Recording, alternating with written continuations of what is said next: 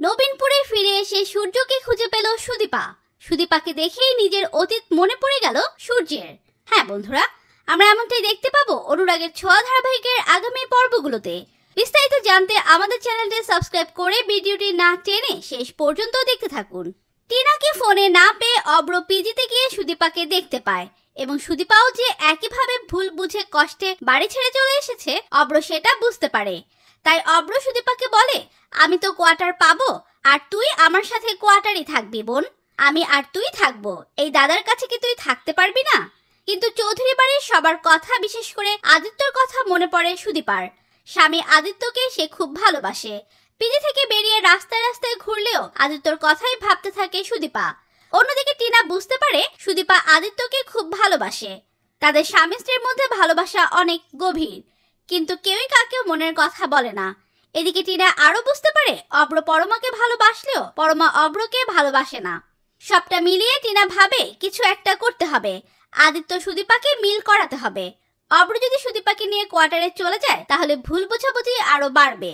অন্যদিকে আদিত্য চোখের জল ফেলতে থাকে। তবে আদিত্যর মা তাকে বুঝিয়ে বলে, সুদীপার মতো মেয়েরা কাউকে ঠকাতে পারে না। সুদীপা তোকে ঠকায়নি, তুই যা, ওকে ফিরিয়ে নিয়ে আয়। এই কথা শুনে আদিত্য বাড়ি থেকে বেরিয়ে পড়ে এবং সুদীপাকে খুঁজতে থাকে চারিদিকে। অন্যদিকে দেখা যায় সুদীপা এবং অব্র দোকানগুলোর সামনে বসে আছে। কিছুক্ষণ পর সেখানে একজন লোক আসে, সম্পূর্ণ মানসিক ভারসাম্যহীন।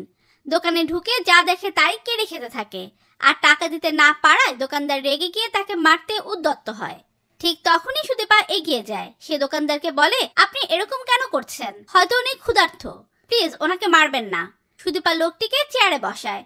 মনে মনে ভাবে, আহারে, লোকটার খুব খিদে লেগেছে, হয়তো অনেকদিন কিছু খায়নি। সুদীপা দোকান থেকে খাবার এনে তাকে খেতে দেয়। লোকটি যখন সুদীপার হাত থেকে খাবার নেয় তখন মুখ তুলে তার দিকে তাকিয়ে চমকে যায়। সুদীপাও তাকিয়ে থাকে লোকটির দিকে।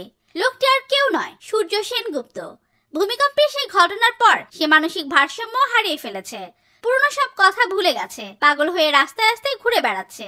কিন্তু সুদীপার মুখ দেখে সূর্য বিড়বিড় করে বলতে থাকে, দীপা, দীপা, আমার দীপা, এ তো আমার দীপা। সুদীপা অবাক হয়ে ভাবে, এই বয়স্ক মানুষটি কে? এ তো ভালো পরিবারের মানুষ মনে হচ্ছে, কিন্তু কেন রাস্তায় ঘুরছে? কেন তাকে দেখে আমার এত মায়া হচ্ছে? কেন যেন রূপার কথাও মনে পড়ছে। এদিকে সূর্য সুদীপাকে দেখেই বারবার বলে, দীপা, দীপা। তখন অনেক লোক এগিয়ে এসে সূর্যকে আটকাতে যায়। তারা মানসিক হাসপাতালের লোক। সুদীপা জিজ্ঞেস করে, আপনারা ওনাকে কোথায় নিয়ে যাচ্ছেন? উনি এভাবে রাস্তায় ঘুরছে কেন? তারা জানায় উনি তাদের হসপিটালেই থাকে, মানসিক ভারসাম্যহীন। এক মারাত্মক দুর্ঘটনায় নিজের পুরো পরিবারকে হারিয়েছেন। তারপর থেকে উনি সব ভুলে গেছেন। সুদীপা অবাক হয়ে বলে, কোন দুর্ঘটনা? লোকগুলো জানায় মন্দিরে পূজার সময় ভূমিকম্প হয়েছিল, তার পরিবার সহ সবাই মারা যায়, শুধু উনি বেঁচে যান। তারপর থেকে উনি পাগল হয়ে গেছেন। সব শুনে চমকে যায় সুদীপা। সে মনে মনে ভাবে, তার মানে ওই ভূমিকম্পে তো আমিও আমার পরিবারকে হারিয়েছি। অনাথ আশ্রমের মিসও এমনটাই বলেছিল। তবে কি এই লোকটির সঙ্গে আমার কোনো যোগ আছে? উনি কি আমার পরিচিত কেউ? তো বন্ধুরা, তোমরা কি এমনটাই চাও সুদীপা যেন এভাবে সূর্যকে খুঁজে পায় এবং তার পুরনো স্মৃতি তার মনে পড়ে যায়? কমেন্ট করে জানিয়ে দাও তোমাদের মতামত। ভিডিওটি ভালো লাগলে লাইক, কমেন্ট, শেয়ার করুন। আমাদের চ্যানেলে নতুন হয়ে থাকলে চ্যানেলটি সাবস্ক্রাইব করে রাখুন, যেন অনুরাগের ছোঁয়া ধারাবাহিকের যে কোনো নতুন আপডেট সবার আগে পৌঁছে যায় আপনাদের কাছে। ধন্যবাদ সবাইকে।